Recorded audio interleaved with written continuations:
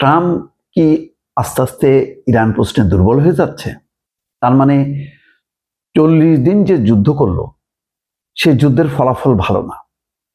Hormuz প্রণালী যেভাবে অবরোধ করলো, মিত্ররা কেউ সাপোর্ট করেনি যে যুদ্ধবিরতির সময় অবরোধ করে এক ধরনের আবার যুদ্ধ চাপায় দেয়া।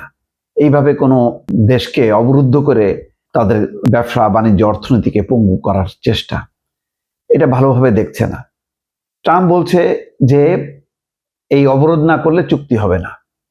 বাধ্য করে চুক্তি করাটা কোনো সম্মানজনক বিষয় না, এটা এক ধরনের আত্মসমর্পণ করানো।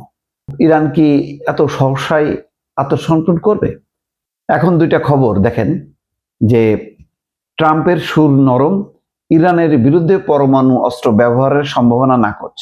নিউ ইয়র্ক টাইমস বলছে ইরান যুদ্ধে যুক্তরাষ্ট্রের বিশ্বব্যাপী মজুদ অস্ত্র ভাণ্ডারের বড় অংশ শেষ।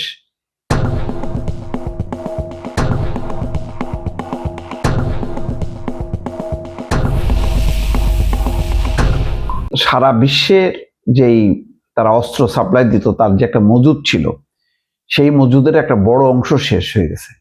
চিন্তা করেন যে তাহলে কি পরিমাণ অস্ত্র শস্ত্র সে খরচ করছে, ইসরায়েলকে দিছে, এখন সেখানে টান পড়ছে। এখন সেই কারণে কি সুর নরম হয়ে গেল? ইরান যুদ্ধের কারণে যুক্তরাষ্ট্রের বিশ্বব্যাপী মজুদ থাকা সামরিক সরঞ্জামের একটা বড় অংশ শেষ হয়ে গেছে। মার্কিন প্রভাবশালী সংবাদ মাধ্যম দ্য নিউ ইয়র্ক টাইমসের এক প্রতিবেদনে এটা জানানো হচ্ছে। প্রতিবেদনে বলা হচ্ছে, উদ্ভূত পরিস্থিতিতে যুক্তরাষ্ট্রের প্রতিরক্ষা সদর দপ্তর, পেন্টাগন, এশিয়া এবং ইউরোপীয় কমান্ড থেকে সামরিক সরঞ্জাম সরিয়ে মধ্যপ্রাচ্যে পাঠাতে বাধ্য হচ্ছে। তার মানে অন্যান্য জায়গার সমস্ত সরঞ্জাম সরায় মধ্যপ্রাচ্যে পাঠাতে হচ্ছে, কারণ মধ্যপ্রাচ্য হচ্ছে এখন যুদ্ধের ঘাঁটি।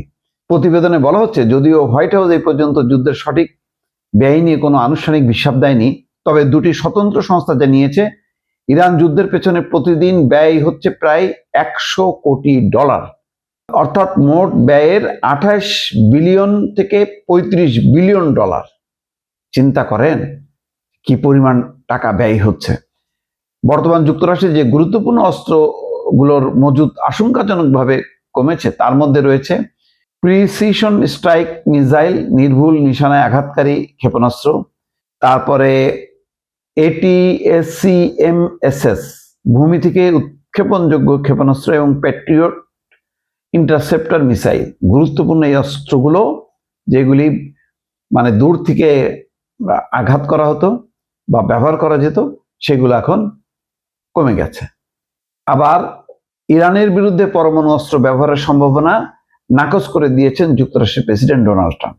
এর আগে দেশটিকে ধ্বংস করে দেওয়ার মতো ভয়ানক হামলার হুমকি দিলেও এখন সেই অবস্থান থেকে সরে এলেন তিনি।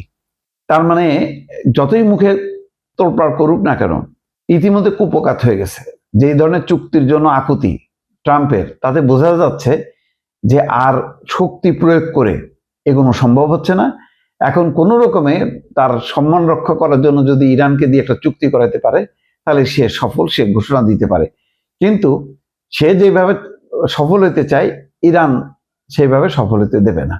এই টানাপোড়েন চলছে এবং এই টানাপোড়েনের মধ্য দিয়ে এটা পরিষ্কার যে এখন যুদ্ধের একটা নতুন দিকে ধাবিত হলো। সেটা হচ্ছে যে আমেরিকা এখন রয়েস হয়ে আগাইতে চাচ্ছে, কারণ এখন সে আর ব্যয়বহুল কোনো যুদ্ধ চালাতে সম্ভবত মানসিকভাবে প্রস্তুত